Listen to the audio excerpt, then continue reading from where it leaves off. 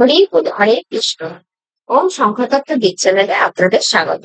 আ- আজকের বিষয় হচ্ছে ভগবত গীতা কি?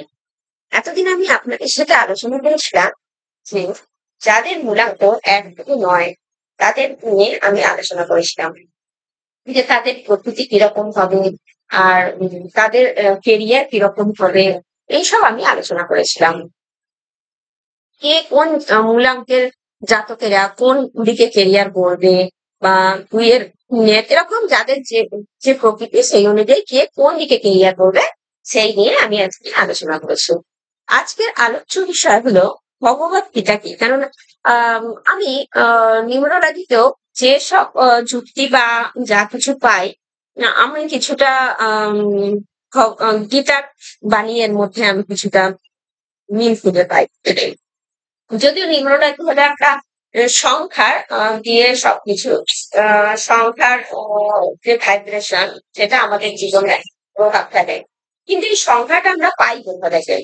সংখ্যাটা যে আমাদের প্রারব্ধ কর্ম অনুযায়ী আমাদের এই সংখ্যাটা পাই। যেমন ধরুন আমাদের জন্ম তারিখ যে আমরা পেয়েছি, যদি কেউ জন্মায় 1-2-2024, তাহলে 1 পেয়েছে, 2 পেয়েছে, এবং 24-এর 2 আবার 4 পেয়েছে। এরকম যাদের জন্ম তারিখ 7-8-2025, তাহলে 7 পেয়েছে, 8 পেয়েছে, 2 পেয়েছে, 5 পেয়েছে। এরকম আম, এই যে সংখ্যা, এই সংখ্যার ভাইব্রেশন আমাদের জীবনের সঙ্গে যুক্ত হয়। প্রতিটি সংখ্যার আলাদা আলাদা ভাইব্রেশন থাকে। নিউমোলজি হলো এই সংখ্যার একটা ভাইব্রেশন বা কমতে বা শক্তি। যার জীবনে যে সংখ্যা আছে তার একটা ভাইব্রেশন তৈরি হয়। যা এছাড়াও আমাদের যে গ্রিডে আমরা জন্ম সব যেটা নিয়ে আসি, একটা নেটাল চার্ট নিয়ে আসি, তার মধ্যে যে দশা মহাদশা, মহাদশা অন্তর্দশা প্রত্যন্তদশা যে দশাগুলো আছে, সেই অনুযায়ী আমাদের জীবনের একরকম চেঞ্জ হতে থাকে। কারোর বাড়ি চেঞ্জ হয়, কারোর কর্ম জায়গা চেঞ্জ হয়, কারোর অর্থনৈতিক উপরে ওঠে, কেউ কারোর অর্থনৈতিক নিচে পড়ে, কারোর হেলথ ইস্যু আসে, কারোর বৈবাহিক ইস্যু আসে, কারোর বিয়ে হচ্ছে না। এরকম হাজারো একটা ইস্যু আমাদের জীবনে আসতে থাকে। এটা কেন আসে? আমাদের যে দশা মহাদশা এইসব যে চেঞ্জ হয়, চেঞ্জ হওয়ার সাথে সাথে যে ওই যে সংখ্যার ভাইব্রেশন, ধরুন 6 শুক্রের দশা এলো, তাহলে 6-এর ভাইব্রেশনটা আমাদের মধ্যে কাজ করবে। তারপরে ধরুন শুক্রের দশা শেষ হয়ে কেতু দশা এলো, তখন এই কেতু যে 7 সংখ্যার ভাইব্রেশনটা আমাদের জীবনে প্রভাব ফেলে। এইরকম ভাবে আমরা নিউরোলজিকে বিচার করি। কিন্তু ভগবত গীতায় যেসব আছে, যে জিনিসটা নিয়ে আমি একটু আলোচনা করতে চাইছি আজকে, ভগবত গীতা কি। প্রথমে আমি আলোচনা করবো ভগবত গীতা কি। এই যে আমাদের জীবনে, প্রত্যেকটা মানুষের জীবনে ভগবত গীতা কি এবং ভগবত গীতা আমরা কেন পড়বো। তো ভগবত গীতায় কি আছে? ভগবত গীতায় আমরা কিভাবে চলবো সেই সম্পর্কিত, যে কৃষ্ণ অর্জুনকে যে উপদেশগুলো দিয়েছে, সেই উপদেশগুলোর মধ্যেই আমাদের প্রত্যেকটা মুহূর্তের কিছু শিক্ষণীয় উপদেশ দেয়া আছে, যেগুলো আমাদের জীবনের প্রত্যেকটা ঘটনার সাথে এই উপদেশগুলো আমাদের কার্যকরী। আমরা যখন মাতৃগর্ভে থাকি তখন আমরা যখন সেখানে ছটফট করি পৃথিবীর আলো দেখার জন্য, তখন আমরা ভগবানের কাছে কথা দিই যে আমরা যখনই সেখান থেকে মুক্ত হব, তখনই আমরা সব সময় ভগবানের নাম পুনর্কীর্তন করবে।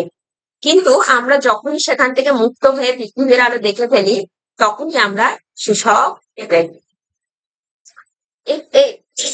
ভগবত গীতা হলো আমাদের জীবনে যে এত উথাল পাথাল হচ্ছে, এত সমস্যা, প্রচুর সমস্যার মধ্যে আমরা কিন্তু আমরা যখনই গীতা পড়তে থাকবো, আমরা যে এই এত অ্যাস্ট্রোলজির কাছে যাই, নিউরোলজির কাছে যাচ্ছি, তো এইখানে আমরা ছুটছি কেন?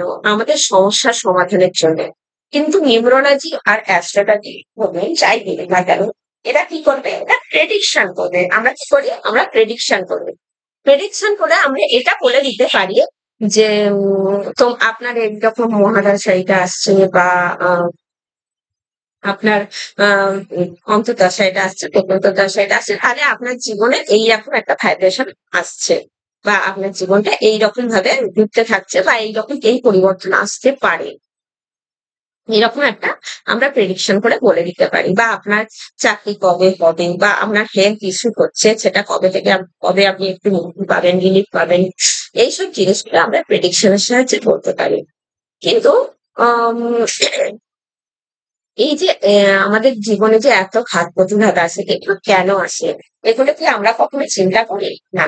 এইগুলো আসে আমাদেরই কর্মফলের জন্য।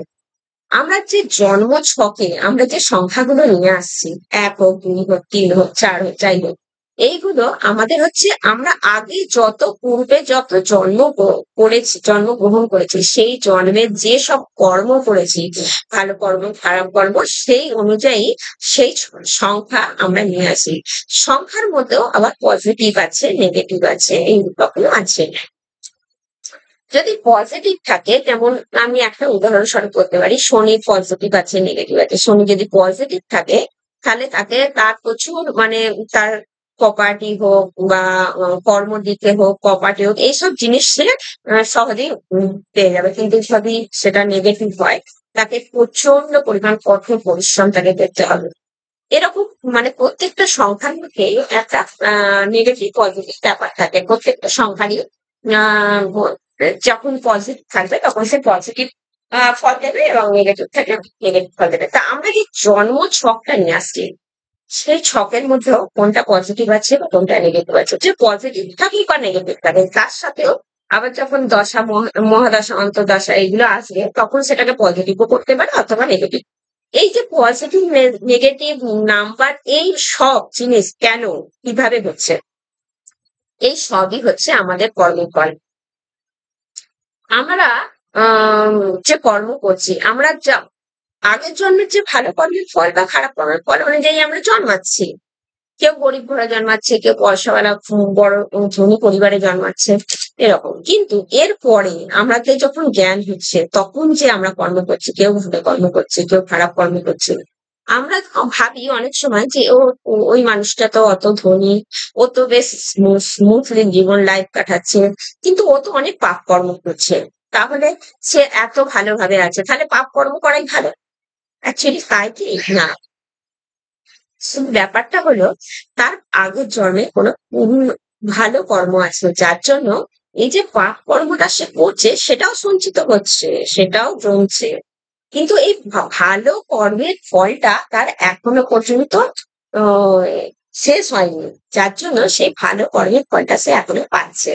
এরপর যখন তার ভালো কর্মের ফলটা শেষ হয়ে যাবে তখন তার শুরু হবে এই খারাপ কর্মের ফল চলে যাবে। কিন্তু আমরা যখন এগুলো বুঝে যাই, কিছু মানুষ যখন সেগুলো বুঝে যায়, সে অন্ধকার থেকে সে যখন আলোর পথে এসে যায়, কেউ উল্টা পড়ে আসে, কেউ আগের ধর্মের কিছু স্বীকৃতি আছে যার জন্য সে তা খুব তাড়াতাড়ি তার চোখ খুলে যায়, সে অন্ধকার থেকে আলোয় চলে আসে। তখন আহ কি করে সে তখন ভগবানের নাম সংকীর্তন নাম গান করতে থাকে। তার ফলে কি হয়?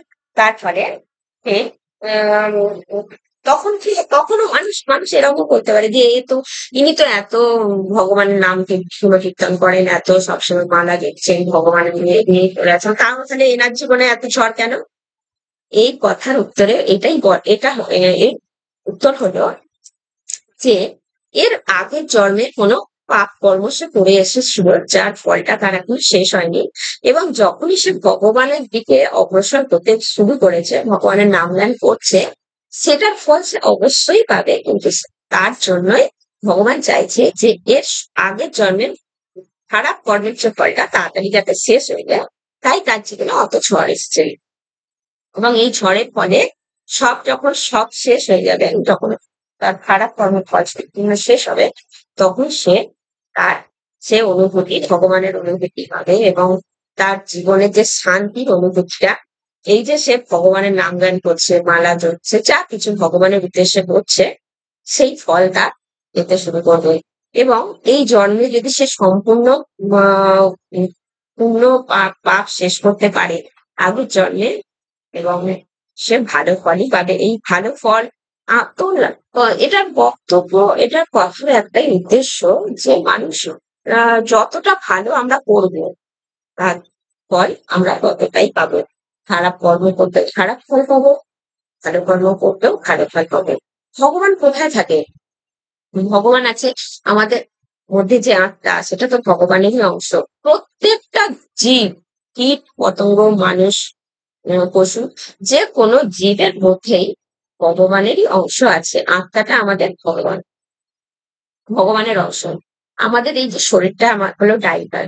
বুদ্ধি প্রেমানন্দ মহারাজ যে কথাগুলো বলেন এই সবই, যে এটা তো আমাদের আমাদের এই যে চালিত করছি, একটা গাড়িকে একটা ড্রাইভার চালিত করে। ড্রাইভারই জানবে সে ভুল পথে যাবে না ঠিক পথে যাবে, সে খারাপ ভাবে গাড়ি চালাবে না ভালোভাবে গাড়ি চালাবে। তো ভগবান হলেন আমাদের মালিক, গাড়ির মালিক। আমরা হলো গাড়ি, আমরা হলো গাড়ির ড্রাইভার। আমরা গাড়িটাকে ভুল পথে নিয়ে যাব না ঠিক পথে নিয়ে যাব, সেটা সম্পূর্ণ আমাদের ইচ্ছা। কিন্তু আমরা যদি ভুল পথে নিয়ে যাই, ক্ষতি হয়, তাহলে আমাদের যিনি মালিক, তিনি আমাদের পানিশমেন্ট দেবেন। এবং যদি আমরা ভালো গাড়ি চালাই, তাহলে উনি আমাদের পুরস্কৃত করবেন।